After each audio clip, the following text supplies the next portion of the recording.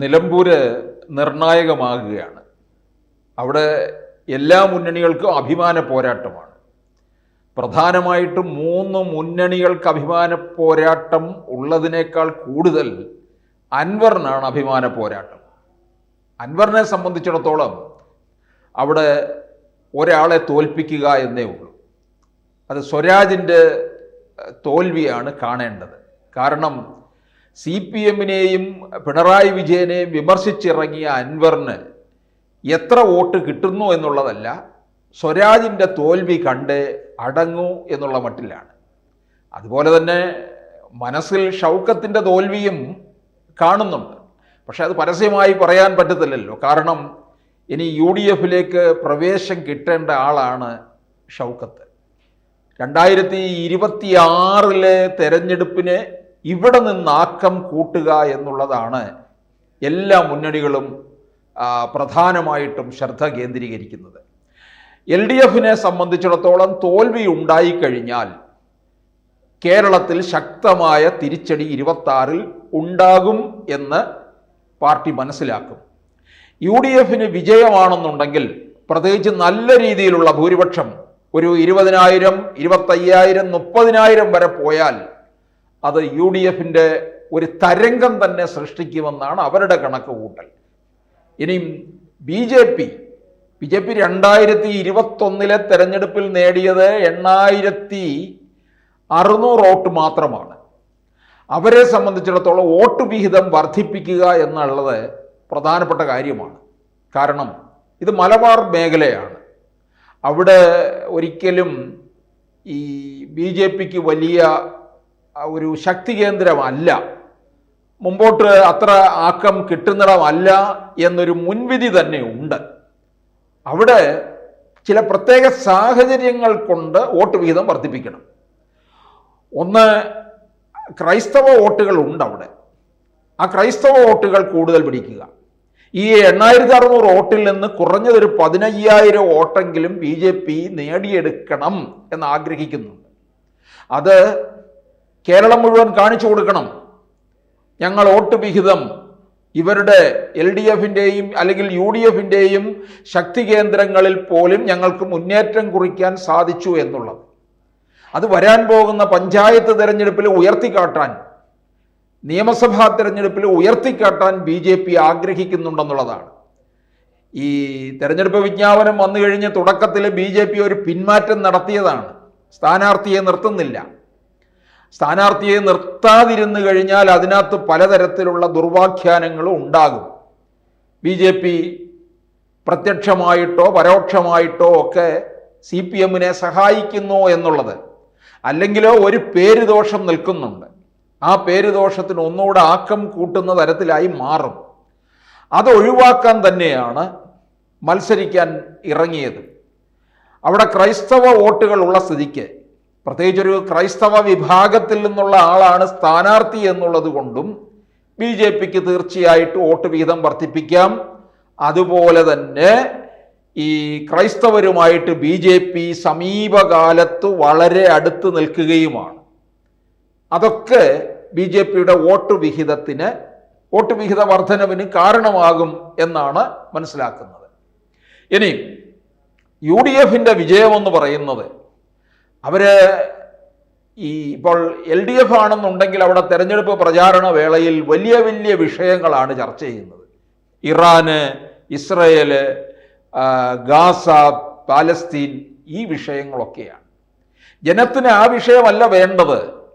ഇസ്രയേലോ പലസ്തീനോ അല്ലെന്നുണ്ടെങ്കിൽ ഇറാനോ അല്ലെങ്കിൽ ഇവിടെ വന്നു കഴിഞ്ഞ് വാരിയം കുന്നനോ ഒന്നും അല്ല ആവശ്യം. ഇപ്പോൾ അവിടെയുള്ള പ്രശ്നങ്ങൾ അഭിമുഖീകരിക്കണം. അത് പാർട്ടി അഭിമുഖീകരിക്കുന്നില്ല. ഒരു വികസിത രാഷ്ട്രീയം ചർച്ച ചെയ്യുന്നില്ല.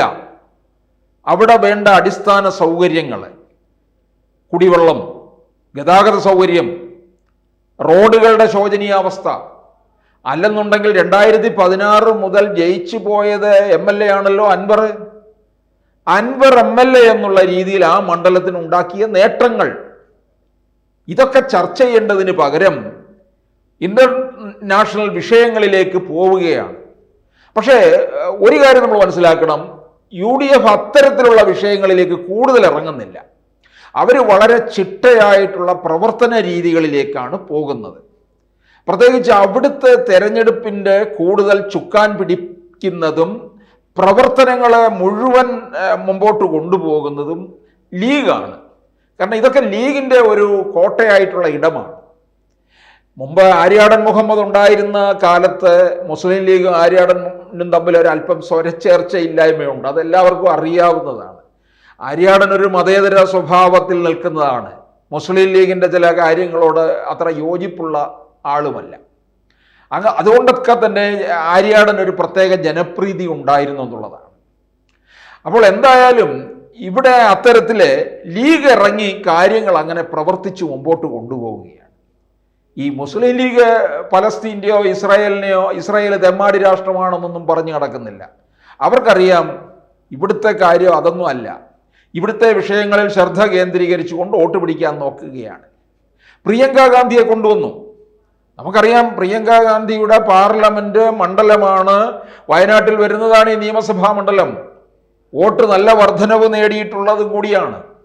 പ്രിയങ്ക ഗാന്ധി വന്നു കഴിഞ്ഞപ്പോൾ ഒരു മണ്ഡലത്തിന് കോൺഗ്രസ് ക്യാമ്പുകളിലും വോട്ടർമാരുടെ ഇടയിലും ഒരു ഓളം സൃഷ്ടിക്കാനായിട്ട്, ഒരു ആവേശം സൃഷ്ടിക്കാനായിട്ട് സാധിച്ചു എന്നുള്ളതാണ്. അതേപോലെ തന്നെ CPM-ൽ നിന്ന് അവരെ ഒരു ഓളം സൃഷ്ടിക്കുന്നത് ആരെ കൊണ്ടുവന്ന് മാത്രം? പിണറായി വിജയനെ കൊണ്ടുവന്ന് മാത്രമാണ്. എന്നും കണ്ടുകൊണ്ടിരിക്കുകയല്ലേ നമ്മൾ? ആ ധാർഷ്ട്യവും ആ മുഖഭാവവും ഒക്കെ കണ്ടുകൊണ്ടിരിക്കുകയാണ്. പക്ഷെ പിണറായി വിജയൻ പ്രസംഗിക്കുന്നിടത്തും ആളുണ്ട് കേട്ടോ. ആളുണ്ട് എന്ന് പറയുമ്പോൾ അത് എങ്ങനെ വന്നു എന്ന് ചോദിച്ചാൽ ഒരുപക്ഷെ അത് നല്ല പങ്കും നിലമ്പൂരുകാരായിരിക്കണമെന്നില്ല. തിരുവനന്തപുരത്ത് നിന്ന് വരെ ആളിനെ കൊണ്ടുപോയി കാണും അവർ. കാരണം അതിലവർ സമർത്ഥരാണ്. CPM-ൽ ഇടയ്ക്കൊക്കെ പിണറായി വിജയൻ എവിടെയോ ചെന്നപ്പോൾ ആളില്ലാതെ ക്ഷുഭിതനായിട്ട് പോവുകയൊക്കെ ചെയ്തു. അത് സർക്കാർ നടത്തുന്ന അല്ലെങ്കിൽ പാർട്ടിയുടെ ഒരു ഔദ്യോഗിക ചടങ്ങായിരുന്നു. പലപ്പോഴും അവർ തിരുവനന്തപുരത്തൊക്കെ ചെയ്യുന്നത് ആളെ കിട്ടിയില്ലെന്നുണ്ടെങ്കിൽ ആശാവർക്കർമാരെ കൊണ്ടുവരിക, ഇങ്ങനെയൊക്കെ ഉള്ള ഒരു രീതി ഉണ്ടായിരുന്നു. പക്ഷേ ഇത് ഈ ഉപതെരഞ്ഞെടുപ്പ് വലിയ അഭിമാന പോരാട്ടമായതുകൊണ്ട് ഒരു കേഡർ സ്വഭാവമുള്ള CPM പല മണ്ഡലങ്ങളിൽ നിന്നും പലരെയും ഇറക്കുമെന്നുള്ളതാണ്. അതിനവർ സമർത്ഥർ തന്നെയാണ്. അങ്ങനെ ഉണ്ടായ ഒരു ആൾക്കൂട്ടമാണ്. അപ്പോൾ പിണറായി വിജയനെ ആൾക്കൂട്ടം സൃഷ്ടിച്ചുകൊണ്ട് ഈ കേരളത്തിലെ ഒരു LDF തരംഗമാണ് ഇപ്പോഴും. ഭരണവിരുദ്ധ വികാരമില്ല എന്നൊക്കെ നിലമ്പൂരുകാരെ ബോധ്യപ്പെടുത്തണം. ആ നിലമ്പൂരുകാരെ ബോധ്യപ്പെടുത്തിയെങ്കിൽ മാത്രമേ അത് വോട്ടായി മാറത്തുള്ളൂ. അങ്ങനെ വോട്ടായി മാറിക്കഴിയുമ്പോൾ അത് വിജയത്തിലേക്ക് എത്തിച്ചു കഴിഞ്ഞാൽ, സ്വരാജിൻ്റെ വിജയം ഉണ്ടായിക്കഴിഞ്ഞാൽ കേരളത്തിലെ ജനങ്ങൾ പിന്നെയും ഭയക്കും. അയ്യോ, 2026-ൽ പിണറായി വിജയൻ വീണ്ടും വരുമോ? പിണറായി വിജയൻ അല്ലെങ്കിൽ CPM. പിണറായി വിജയൻ ചിലപ്പോൾ ആരോഗ്യ പ്രശ്നങ്ങളാൽ മാറി നിൽക്കാമായിരിക്കും, അല്ലെങ്കിൽ അധികാരം ഏറ്റെടുത്തുകൊണ്ട് പിന്നീട് മരുമകൻ അരിയിട്ട് വാഴ്ച നടത്തിയായിരിക്കും ഇറങ്ങുന്നത്. അപ്പോൾ സ്വരാജിൻ്റെ വിജയം അങ്ങനെ ഉണ്ടാകരുതെന്നാണ് UDF ആഞ്ഞ് ശ്രമിച്ചുകൊണ്ടിരിക്കുന്നത്. അതിനുള്ള യജ്ഞമാണ് അവർ നടത്തിക്കൊണ്ടിരിക്കുന്നതും. അവരുടെ കണക്കുകൂട്ടലുകളിൽ എന്ന് പറയുന്നത് ഏതാണ്ട് ഒരു 20,000-ത്തിലധികം വോട്ടിൻ്റെ ഭൂരിപക്ഷത്തിൽ വിജയിക്കും എന്നാണ്. അത് വെറുതെ ഒരു കണക്കുകൂട്ടലായിട്ടല്ല അവർ പറയുന്നത്. അവർ പാലക്കാടും ചില കാര്യങ്ങൾ പറഞ്ഞിരുന്നു അവരുടെ പ്രവർത്തന രീതിയിൽ നിന്ന്. ഇവിടെയും അങ്ങനെ ആ പ്രവർത്തന രീതി വെച്ചുകൊണ്ട് തന്നെയാണ് ഇത്തരത്തിൽ ഭൂരിപക്ഷ വർധനവ് ഇവർ പറയുന്നത്.